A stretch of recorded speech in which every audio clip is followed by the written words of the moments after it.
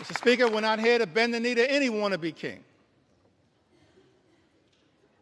We're here to be a rival to the executive branch in the best spirits of the House of Representatives, to push back against an out-of-control executive branch. That's the framers' vision. I said that's the framers' vision. That's what they said. The framers' vision. And so as we prepare to take this consequential vote, Mr. Speaker, I just urge many of my colleagues in government, my colleagues on the other side of the aisle,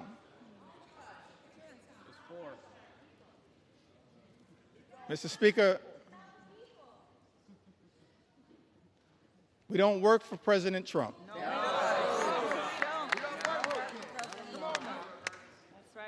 We don't work for J.D. Vance. That's right. We don't work for Elon Musk. That's right. Mr. Speaker, as all of us prepare to cast this vote, I hope my Republican colleagues will come to the conclusion that we work for the American people.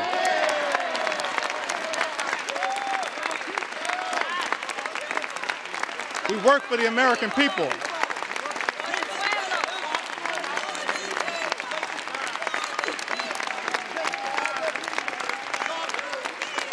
We don't work for any president. We work with American presidents.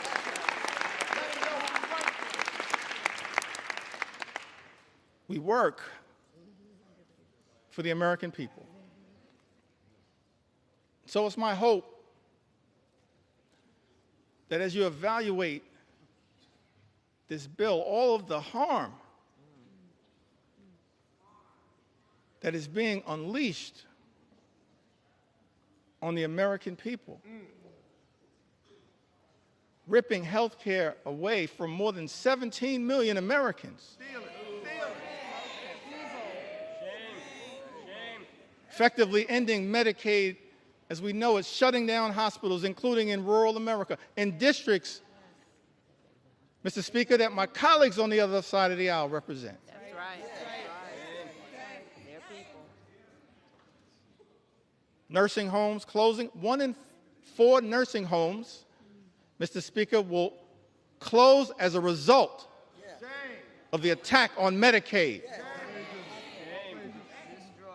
and Donald Trump's one big, ugly bill. Mr. Speaker, this is extraordinary. This assault on everyday Americans, assault on children, veterans, seniors, people with disabilities.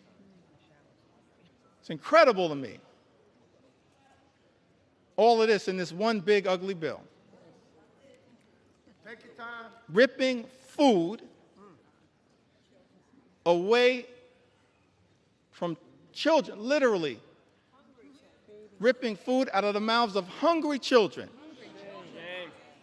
hungry veterans, and hungry seniors. Mr. Speaker, that's not America. We're better than that.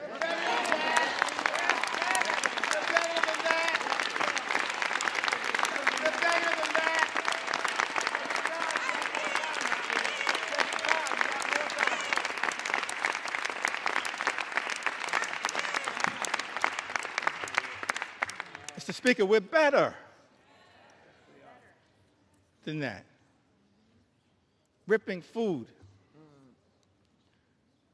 out of the mouths of vulnerable Americans. That's extraordinary that's what we're doing. Extraordinary. And all of this is being done, this unprecedented assault on everyday Americans is being unleashed on the American people. Mr. Speaker, on the most vulnerable amongst us. All of this is being done to provide massive tax breaks to billionaire donors? Shame on this institution if this bill passes. That's not America. We're better than this. We are better. We are better.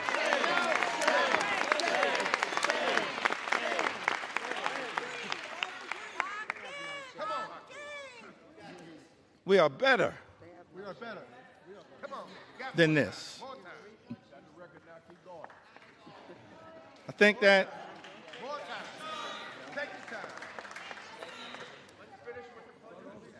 as we prepare to vote on this one big, ugly bill, That's right. tough time for people in the United States of America. It's extraordinary extremism unleashed on the American people. Mr. Speaker, my colleagues on the other side of the aisle promised to address the high cost of living. Nothing in this bill will meaningfully lower the high cost of living in the United States of America. Nothing. It's incredible to me. All of the promises that were made by some people in this town. That the top priority was going to be to lower the high cost of living in the United States of America. And then, all of last year, ran away from Project 2025. Come on. Acted like it didn't exist. That's right. And then, Mr. Speaker, people come to town, they're in the majority now, and every single part of the extremism that we've seen unleashed on the American people is connected to Project 2025.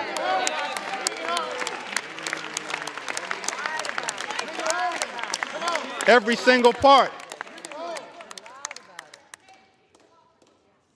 But here's why I still got hope, optimism. I referenced this earlier today. As we prepare to experience the 249th birthday of the United States of America. Yeah. Take it back to that original document. Yeah. Declaration of Independence, 1776.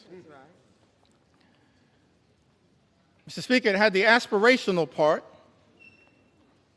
We hold these truths to be self-evident, that all men are created equal, Come on now.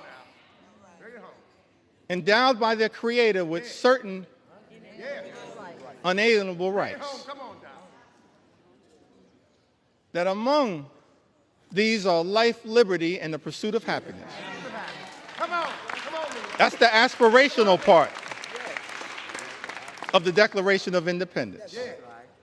And as House Democrats, we're committed, no matter what it takes, to bring that about. Imagine in America where everyone who works hard and plays by the rules can live the good life, afford to live the good life. Good paying jobs, good housing, good health care, good education for your children, and a good retirement. That's what House Democrats are fighting for. That's the aspirational part of the Declaration of Independence, to bring that to life, the pursuit of happiness. That's the aspirational part. But then when you look at that Declaration of Independence, the second part of it, it reads like an indictment against an out-of-control king.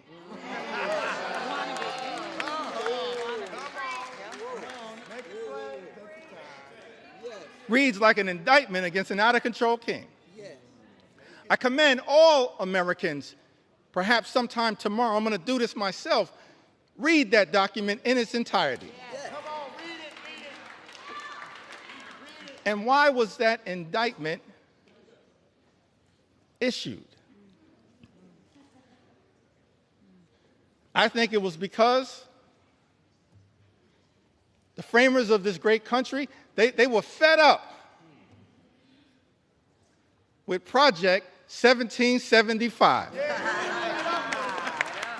And so they implemented Project 1776. So I know that there are people concerned with what's happening in America, but understand what our journey teaches us is that after Project 2025 comes Project 2026. And you will have an opportunity to end this national nightmare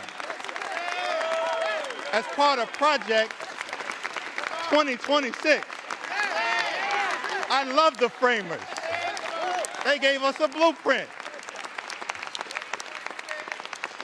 for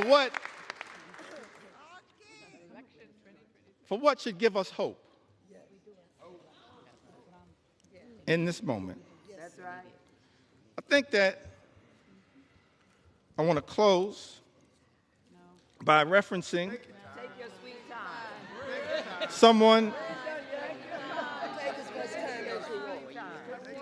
someone who we all serve with. I want to stand on the shoulders,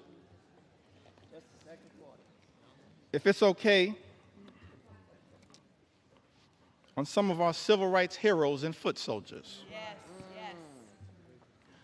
Those whose character, whose conviction, whose courage should give the American people hope at a moment of great despair. Many of us had the great honor of serving with Congressman John Lewis.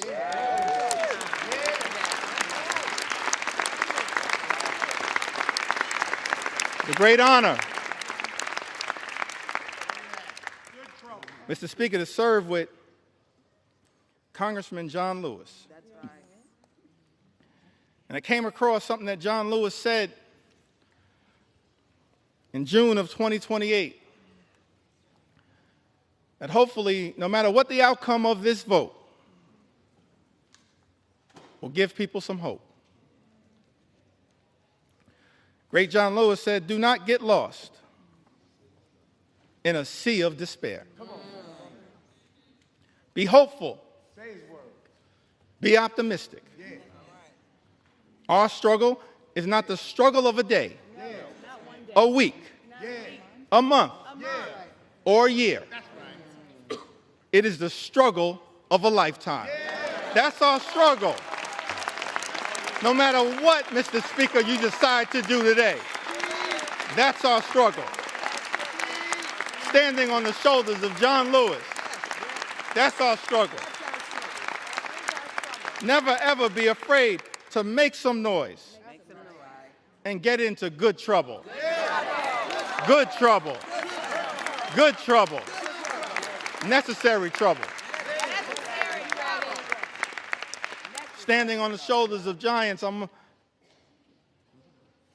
John Lewis would often talk to us about his admiration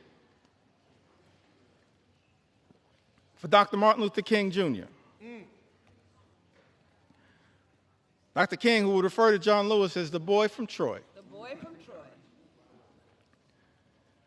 Now, what's interesting to me, that civil rights movement, we can learn a lot from it. Started December of 1955. And Rosa Parks sat down on that bus so that all of us could have the courage to stand up. That's right. Wasn't an easy struggle. All the odds were stacked against these civil rights heroes and foot soldiers. And during the early days of the movement, a difficult part of the movement, Dr. King, after they've been targeted, arrested, beaten, harassed by the authorities,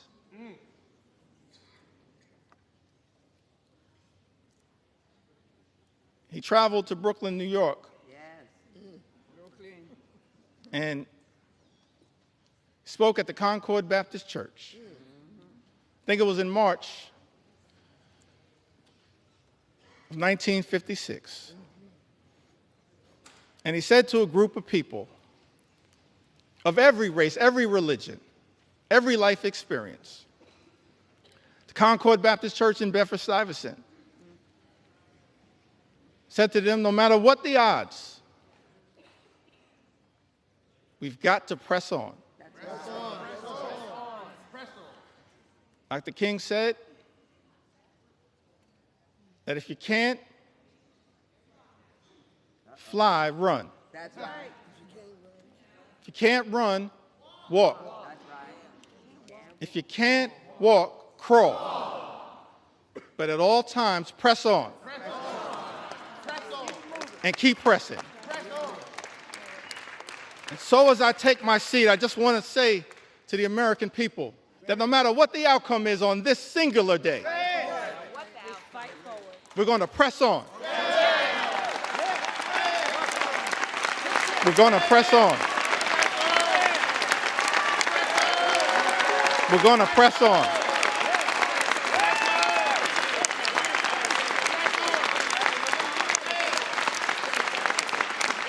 We're going to press on for our children, press on for our seniors, press on for our veterans, press on for our unions, press on for our farmers, press on for our dreamers, press on for working class Americans, press on for the middle class, press on for all who aspire to be part of the middle class, press on for the poor, press on for the sick, press on for the afflicted, press on for the least, press on for the lost, press on for the left behind, press on for the rule of law, press on for the American way of life, press on for democracy. We're going to press on until victory is won. I yield back.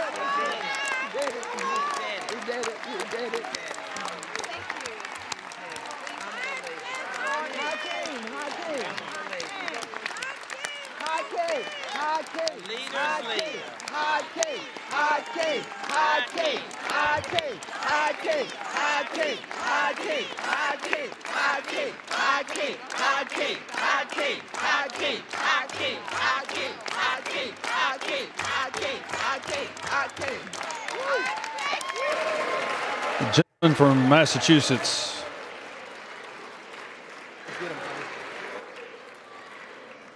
You don't need to take an hour. This gentleman from Eight Massachusetts. hours. Gentleman from I think it's, Massachusetts. Mr. Speaker, I think it's fair to say the leader has done his part.